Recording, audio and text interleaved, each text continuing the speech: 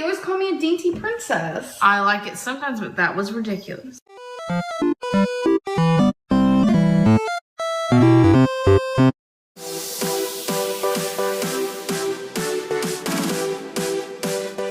Hi y'all, and welcome back to my channel.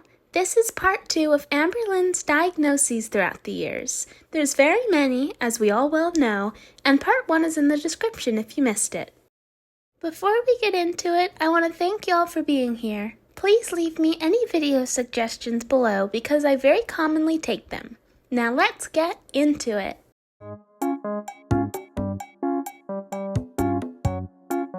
I've been noticing, like we all notice, like I have yellowing of the skin, obviously. I do have some liver problems. My bilirubin sometimes is elevated and then sometimes it's not. But I noticed the yellowing of my skin is like the worst right here, and like neck area. Am I dying? No, my doctor doesn't see anything. Yes, bilirubin. My oncologist never said anything about it. Doctors never seem to say anything wrong with it. I notice my mom also sometimes looks like that as well. I know I have a liver problem. Like, I found out I had a fatty liver when I was 21 or something like that. Don't drink if you're depressed. Well, no, it's definitely helping. Oh my god, I think I drank so much my hands are going numb. Beanbag in a hurry, of course. Love a fat joke. Should I drink more? Yes, I am single. And when they told me, like, I started crying and like I was freaking out, obviously, and they literally had to calm me down. But they were like, no, even athletes get fatty liver. And I was like, and they said, yeah, it's actually pretty common. A lot of people go their whole life and they don't even know they have it. Still, that's scary,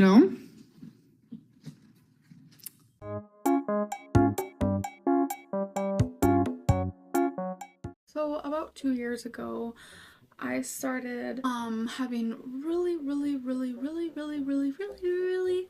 bad pains in my top abdominal area. I went to the hospital, hunched over, like in agony, just crying, tears. This time they decided to do tests on me because the first time they didn't. They made me do something that made me worse, which was they said don't eat, so much fiber. So I believed them. What matters is what's wrong with me and I want you to give me a test. They ended up doing it and come to find out they came back actually completely shocked. They're like, you have a bunch of gallstones, you have multiple gallstones on your gallbladder. And I'm like, duh, I could have told you that. I legit cried when they told me because they said if it gets too bad, you have to get it taken out. And it was already to that point where I would much rather have it out of my body, but I don't have insurance, I don't have a doctor, I don't have money. And on top of that, surgery scares the f out of me. They gave me a number for a surgeon, I guess like a cheap one or whatever. I ended up going there and he just told me, it'd be best you get gastric bypass while you're getting your gallbladder out. And honestly, I don't have the money for this. I don't have the money for gastric bypass. I don't have insurance, so this just isn't gonna work.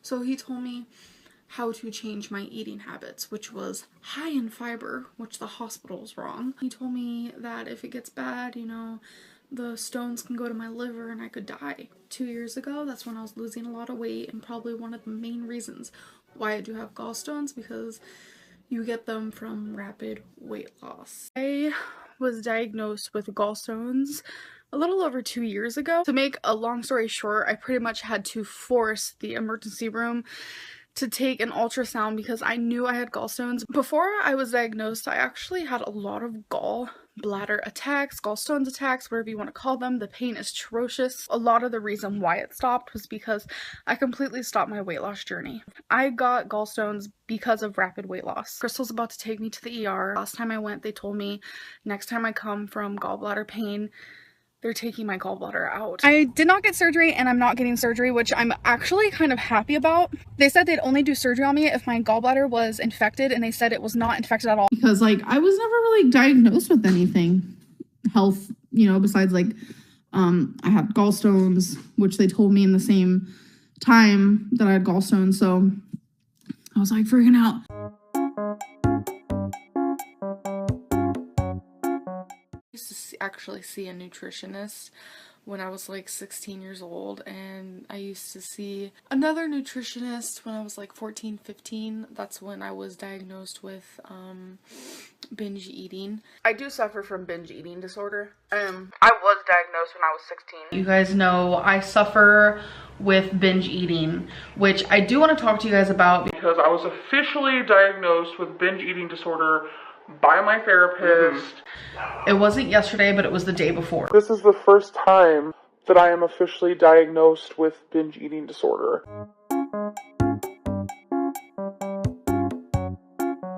I have really bad memory loss from traumatic events that happened in my childhood. I figured that was the case because I don't remember a lot of things that happened in my childhood or even in my teenagehood. Is teenagehood like a word? I just don't remember a lot. And she said it's memory loss due to traumatic events, which makes a lot of sense.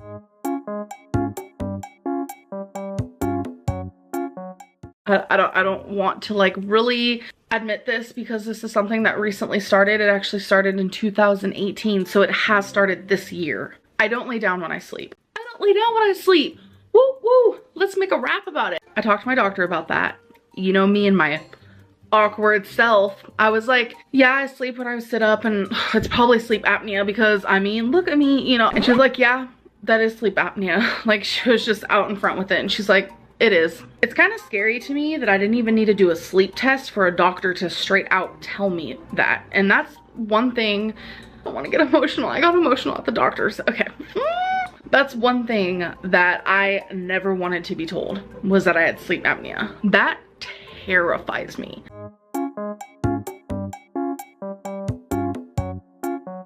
I've always had a little bit of an elevated high blood pressure. It's never been super high. That's something I've never experienced. And I got my blood pressure taken today while I was huffing and puffing, and it was elevated. I guess I can't really say that that's technically bad news because it's always been like that. It's always been just the teensy tiniest elevated, but every time I've gone to like a doctor or I've gone to the ER, I've never been diagnosed medicine. They've always told me, you know, it's fine, it's fine, it's fine. And today I was diagnosed a high blood pressure medicine. My blood pressure wasn't any higher than it normally has been, just that like, just a little elevated.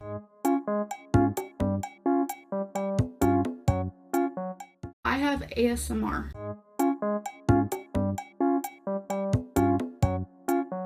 I was diagnosed with obsessive compulsive personality disorder, and I've always known that I had like obsessive tendencies within the way I do things in my life. I have talked about this before in a very long past YouTube video. I don't like going into detail with this stuff because I am embarrassed. That's just the way I am, and it's just like to finally have a name to what I've been experiencing is a little cray-cray for me, and I feel like I'm a little numb to it.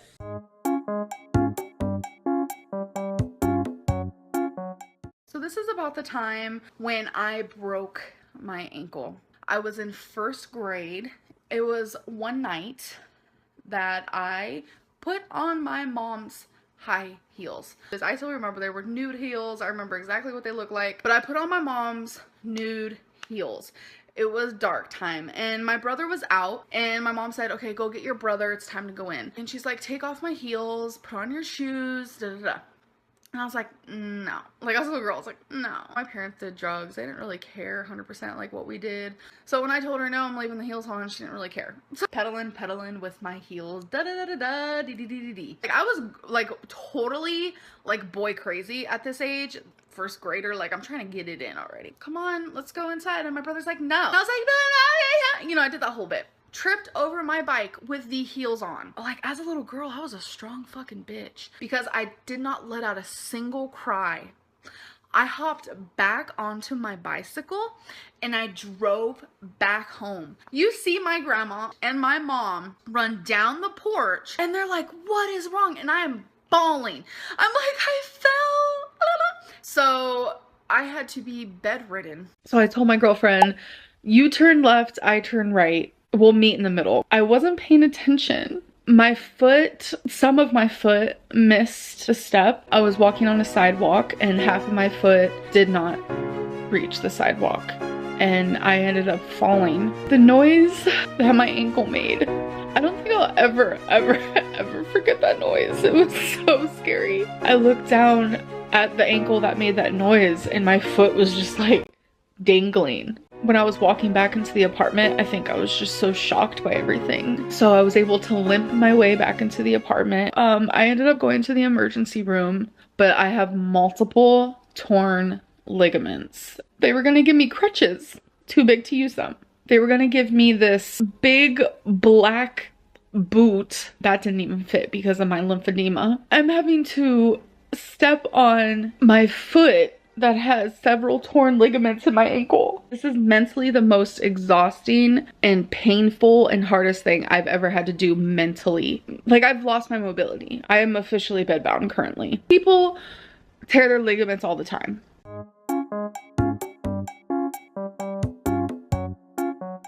During my whole ankle debacle, I was having tremendous shoulder pain to the point of I couldn't move my arm.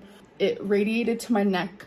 I was feeling it in my back, especially when I would breathe in. As my ankle is healing, it is almost healed. It has healed in a very interesting way. I feel like it's a little bit more, my foot's a little bit more like this. Actually, that happens to a lot of people who heal from torn ligaments. So I wanted to see my doctor, obviously, instead of going to the ER, but there was no appointments, and they literally said, those are your symptoms, go to the ER. So the doctor did fit me in for today. She said she's gonna look at my D-dimer, which when I went to the ER, that's what they should have checked, because she wanted to look at all my results. She wanted to look at my blood, my x-rays, my EKG. When I went to the ER, they said, oh, that's normal. I felt like they were wrong.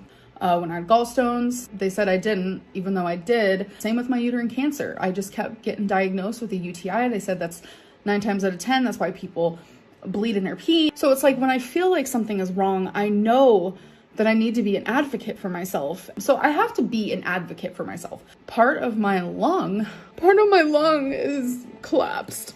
The bottom of it. Partially collapsed lung. Like a collapsed lung. He just said the bottom of it is collapsed. I just don't know what to do with that information.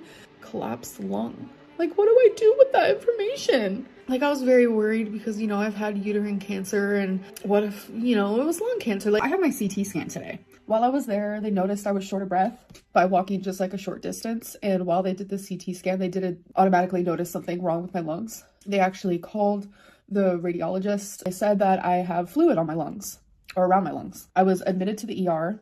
A lot of cancer talk. Since I've had cancer before, to have fluid around or in my lungs could be an indicator that it's cancer. They found a nodule in my lung.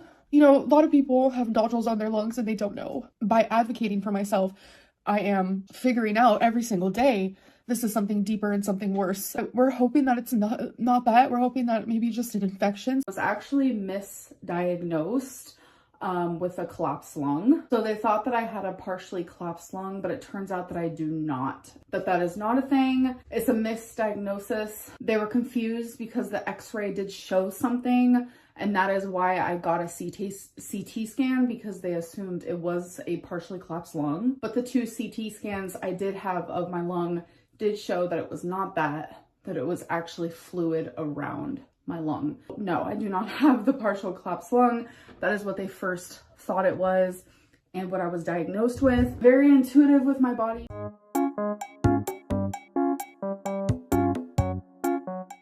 I've gotten to the point in my life, and since I've gained so much weight, everything is hard. People ask if going up the stairs is hard. Yes. People ask, why do I ride a freaking Walmart cart? Not only is it my foot, that is the 100% truth.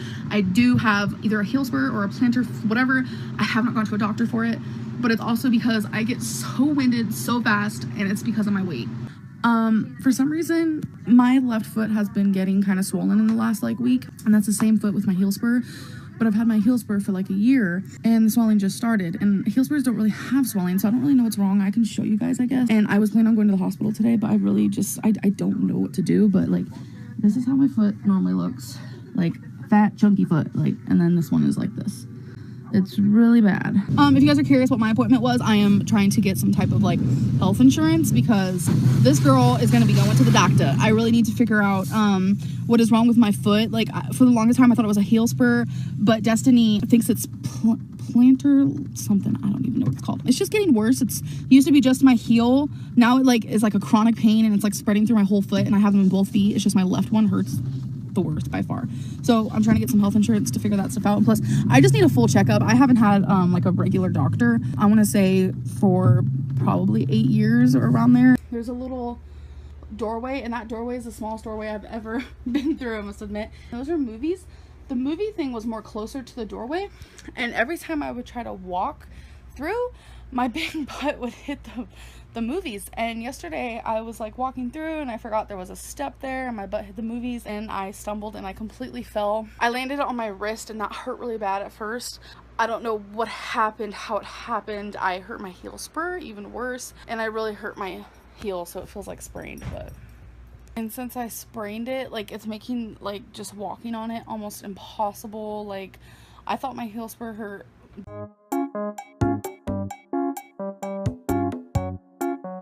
I've seen a doctor since I was about 17, 18, and I'm 27. So it's been a while. Of course, I've been to the ER and I've been told things there, diagnosed with things there, but never have I like just had my own doctor. They want to put me on some depression medicine. I'm going to be doing labs today because I have yellowing of the skin, which you guys have noticed, I've noticed. So they're going to be able to look at my liver, gallbladder. They're going to be able to check for diabetes, if I have a thyroid problem. So I've been noticing, like we all notice, like I have yellowing of the skin, obviously. I do have some liver problems. My bilirubin sometimes is elevated and then sometimes it's not.